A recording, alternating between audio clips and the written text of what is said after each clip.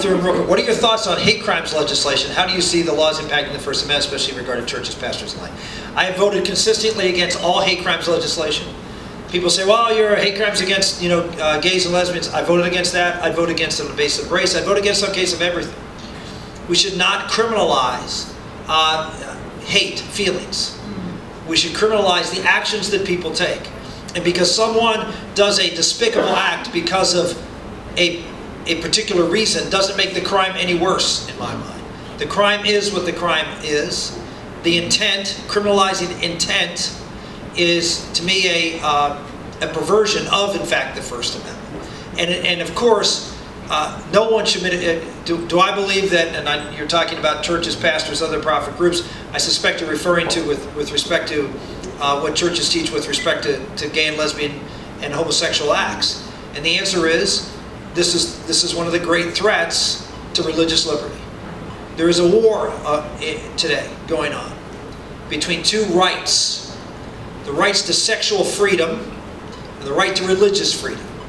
And ladies and gentlemen, they are increasingly in conflict. And we see this in the marriage debate. We see this, that those who believe that marriage should be between one man and one woman are now being treated as bigots in some states. They're not permitted to provide adoptions. You're seeing it also in just Obamacare. And this is not the marriage debate, but in the issue of companies now, because we have this Obamacare law having to provide abortifacients, contraception, abortion coverage, all because now the government says that you're going to do it. Well, now the only people exempt from that under this new regulation are churches per se.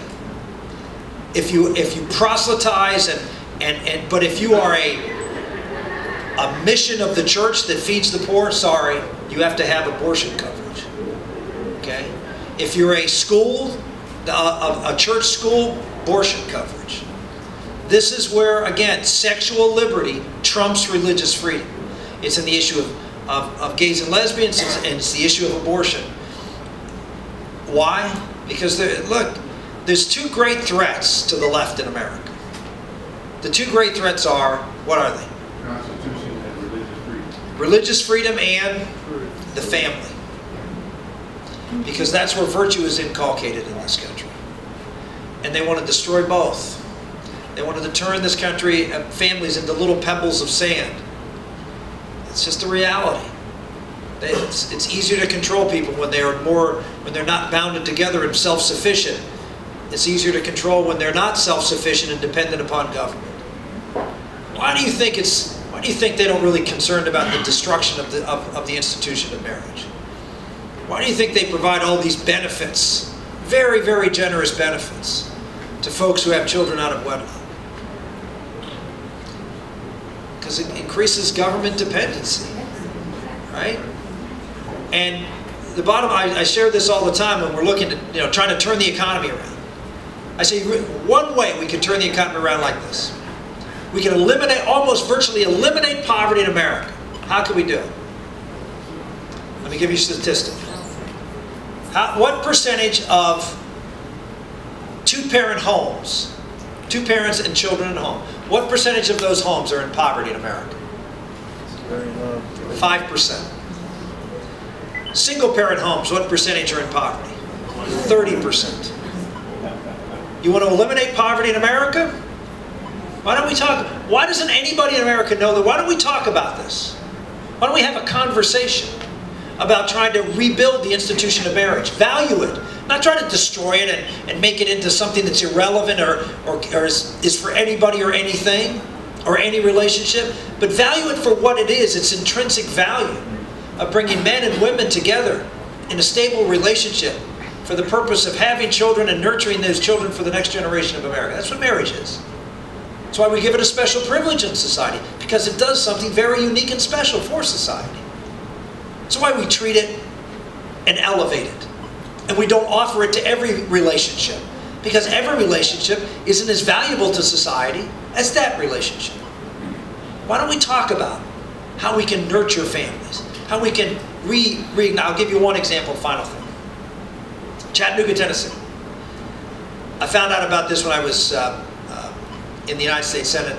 I was the principal author of welfare reform. And so I've always had an interest in marriage and families, because I knew that was one of the keys to getting rid of poverty and lowering welfare rates. I found out that Chattanooga, Tennessee, they found out that they had the highest divorce rate in the state, and they had the 4th highest out-of-wedlock birth rate in the state. Little Chattanooga, Tennessee. And so what they decided to do was the community, churches, nonprofits, the government, the education system, no government dollars, all privately funded, came together and started a program called First Things First. And they started educating. They started promoting marriage, actually having commercials and programs at churches and community centers, talking about marriage, talking about out-of-wedlock birth, having a full and open discussion. Their goal was to cut all these things by 20%. They cut it by 25% in 3 years. Okay? It can happen, folks. We just have to have that conversation. We don't need the government to do it, by the way.